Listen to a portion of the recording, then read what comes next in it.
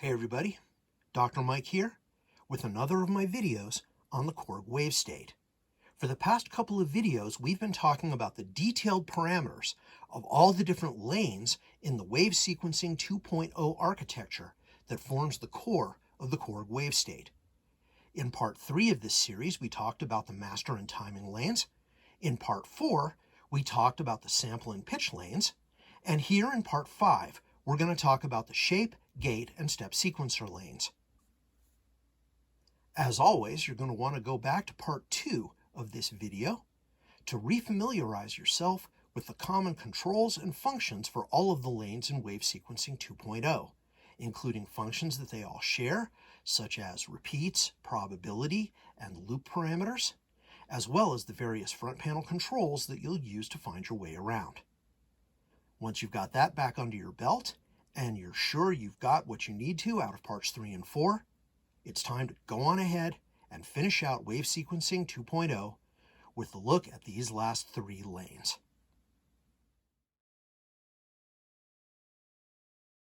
Now, as you probably recall from part 2, the shape is a sort of mini envelope generator that's different for every step. In this case, on the main shape lane page, the one parameter we need to note right now is this switch called Shape Controls Volume. For a lot of the things that you're going to be doing on the Wavestate, that's really all you need the shape lane to do, to provide volume articulation on a step-by-step basis. That's what we used for the tutorial patch in part 2. For now, we're going to turn it off. When we talk about any particular step, what you see is that there is a waveform choice, in this case all on, and we can scroll through those and see some of the possibilities, and then we can talk about what the other parameters do with respect to the shape we choose. All on, of course, means that the shape is at 100% for the whole length of the step. Then we have things like triangle, sine, sawtooth, exponential, and log waves. And now we have long and short pulses. There are very quick ADSR envelopes, slower ones, percussive envelopes, ducking envelopes, and now I always like chug. We have double hits of various sorts, accents, then we're up to fours,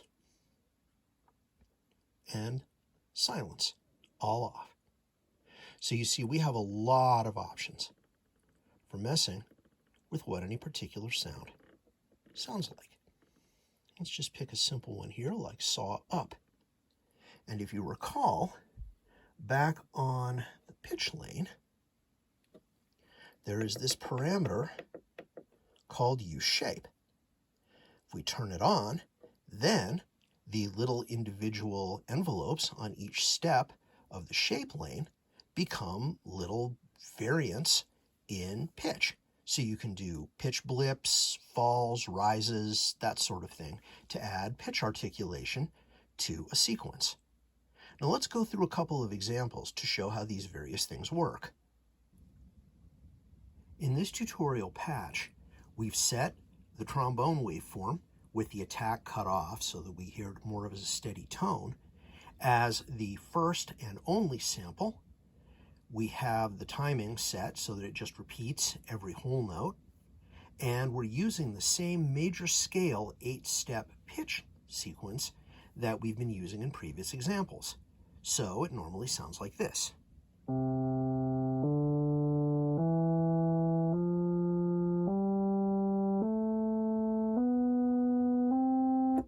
Right?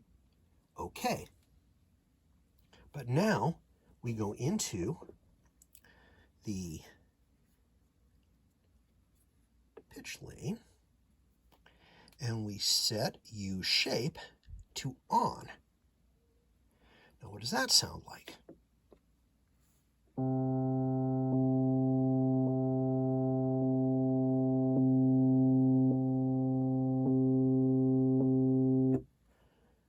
change at all. Why is that?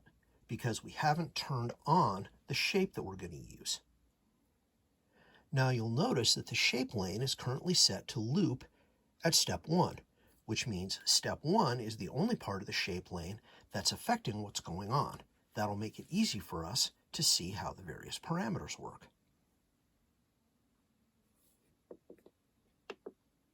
So this is step 1 of the shape lane. You'll notice that the level, the amount that this shape step affects the pitch, is 0. That's why we're not hearing anything. Now let's watch what happens as we turn it up to a scale of 1.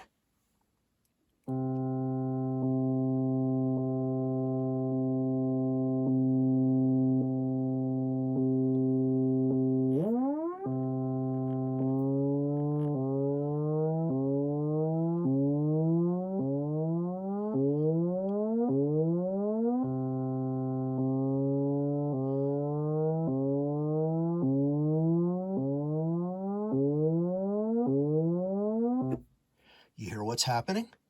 The sawtooth wave up is taking the pitch from the bass note up to whatever the transposition was that was set for that step in the pitch lane. So it starts staying where it is. The next step it goes up to the first note in the scale, then the second, the third, and so on, until at the last step it's going all the way up to the octave. Now, if we set the offset to -1, listen to what we get.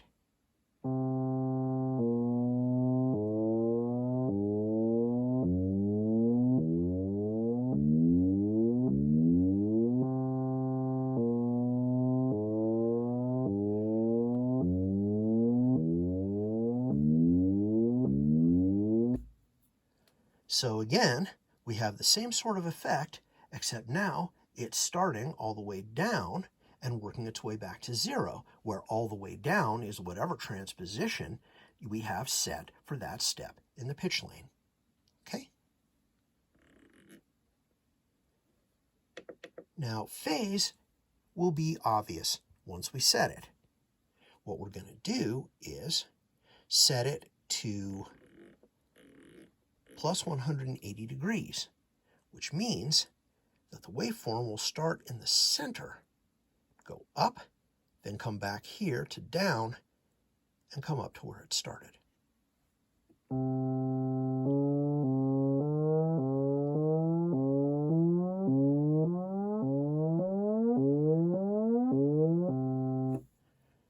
So that lets you adjust how the waveform hits at the beginning of each step.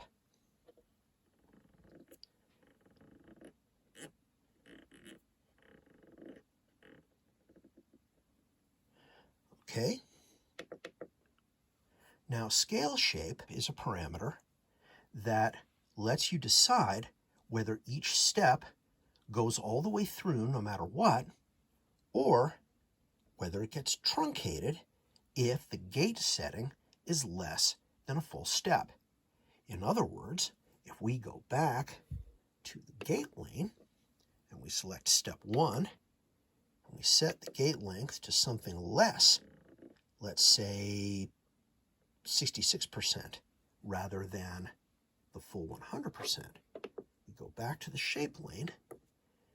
If we set it to scale shape, what we'll hear is that it goes through the whole waveform, but it does so quickly enough so that it gets to the top before the gate ends.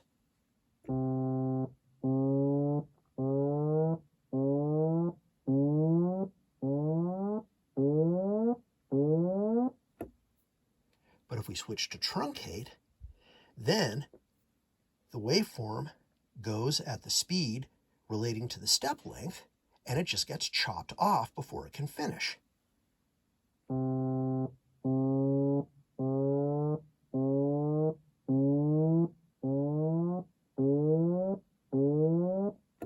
You can see it doesn't quite get there each time because it's being forced to chop off 2/3 of the way into its cycle.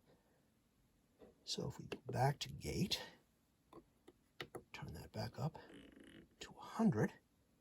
Then come back to the shape lane again. We can now experiment a little bit with some of the other shapes that we have, knowing that this is how the waveform looks. So check this out. Here's saw down.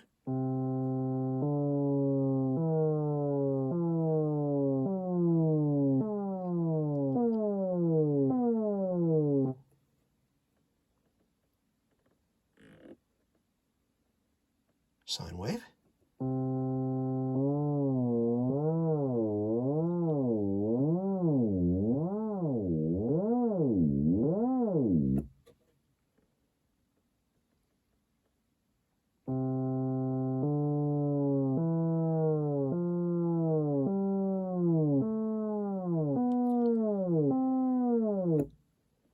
And we have exponentials as well.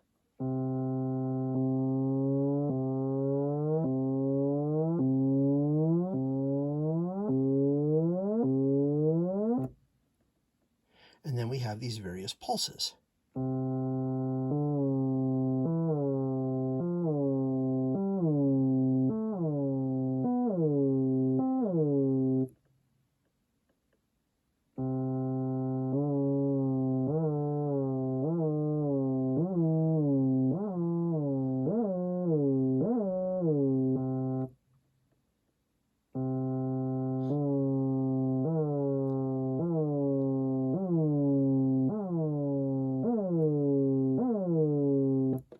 These punchy attack-release envelopes are good for setting things like pitch blips on brass or wind instruments.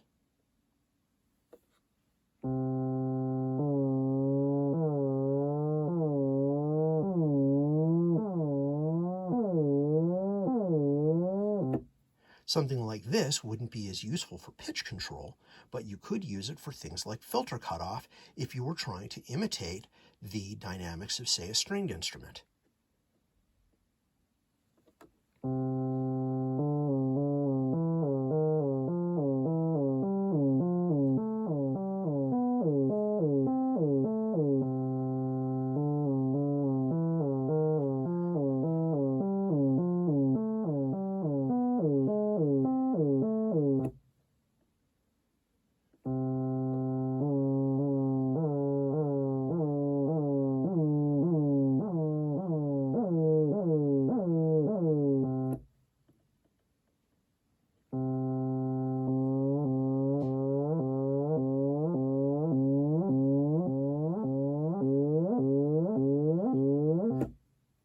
And if you want to have the lower blip come before the higher blip, then we change the phase to 180 degrees so that it starts here and goes through and ends.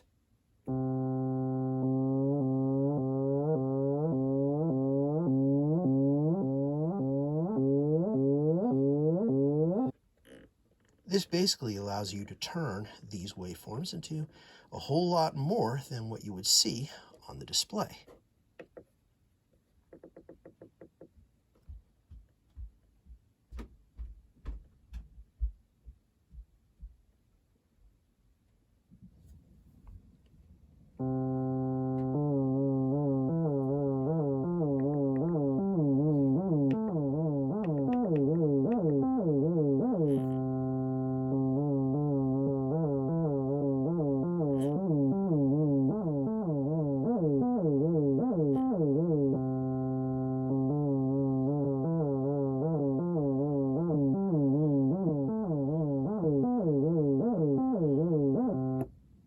You get the idea.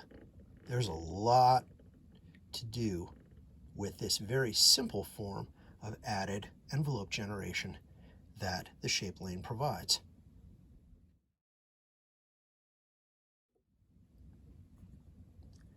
Next, we have the gate lane, which, as I said before, is the simplest of all the lanes.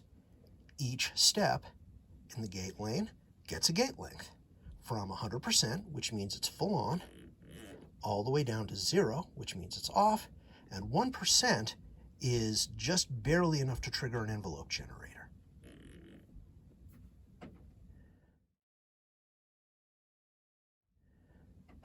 And then, last but not least, we get to the step sequencer lane.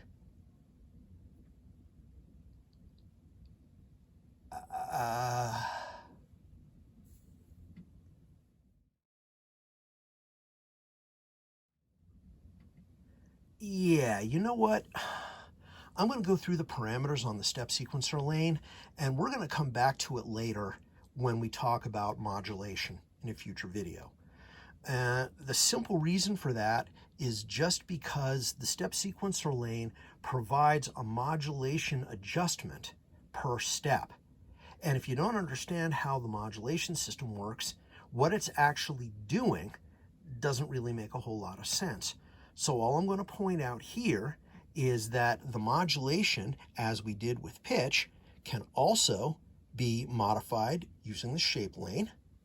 And if you look at each individual step, you have a value of plus or minus 100%, and then a variety of modulation types.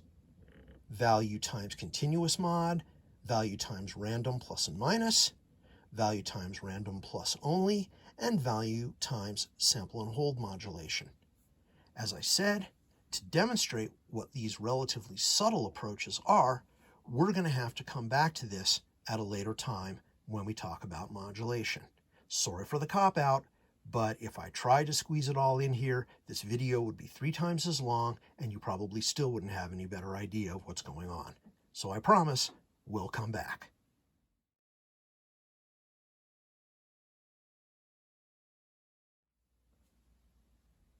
Okay, that brings us to the end of our deep dive into wave sequencing and all the many ways in which you can affect each sequence step by step, lane by lane. As you can imagine, when you start putting all this stuff together, things get really complicated really quickly. And you're under no obligation when you create your own programs to try to do something with every single step of every single lane. For a lot of the sounds that you're familiar with from the old Wavestation and in the Wavestate, you'll find that the actual wave sequencing can be quite simple. And it's perfectly possible when you're creating a synth voice, instead of using a wave sequence at all, you can just choose a multi-sample and treat it as you would an oscillator on any other synthesizer, really. Fortunately, that's about as deep as we're going to dive into this machine. Wave sequencing is easily the toughest part of understanding how the wave state works. And I don't know about you, but I need a break. So for our next video, I'm going to take a step back. We're going to get out of the wave sequence, and we're going to start looking at the structure of voices and programs in the wave state. That'll be a much more familiar synthesis architecture. We'll talk mainly about the audio path and the basic modulation sources that are available. Probably after that, once we've got a good feel for the recognizable structure, we'll talk a little bit about modulation and the possibilities there, which, yes, will include coming back to the step sequencer lane. And then we'll pull back even further into a performance, and we'll talk about my personal favorite part of these synthesizers, as it has been for the last 30 years, vector synthesis. Thanks a lot for sticking with me through this series of tutorials. Things are going to move at a faster pace now, and I'm looking forward to bringing you more about the rest of the wave state and how it all comes together in future installments. Until then, please don't forget to subscribe to my channel and like it, tell your friends and musical colleagues about it, and be sure to check out musicplayernetwork.com. You'll find a community there that's friendly, welcoming, and highly skilled. That's going to do it for me. Until next time, everybody remember to stay safe, stay sane, and stay connected.